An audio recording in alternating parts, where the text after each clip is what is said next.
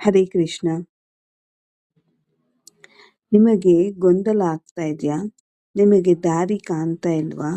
ಒಬ್ಬ ಯುವತಿ ದೇವಸ್ಥಾನದಲ್ಲಿ ಕುಳಿತು ಅತ್ತಲು, ಕೃಷ್ಣ, ನನಗೆ ಏನು ಸರಿ ಎಂದು ಗೊತ್ತಾಗ್ತಾ ಇಲ್ಲ, ನೀನೇ ನನ್ನನ್ನು ನಡೆಸು ಎಂದಳು.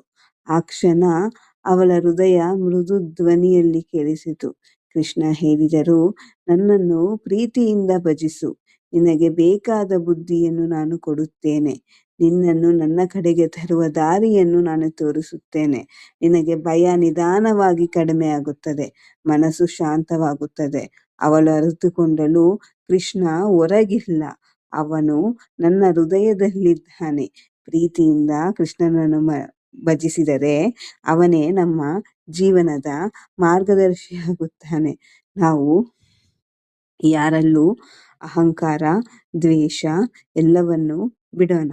ನಾವು ಕೃಷ್ಣನಲ್ಲಿ ಸದಾ ಶರಣಾಗತರಾಗೋಣ. ಎಲ್ಲರೂ ಹೇಳಿ, ಹರೇ ಕೃಷ್ಣ, ಹರೇ ಕೃಷ್ಣ, ಹರೇ ಕೃಷ್ಣ.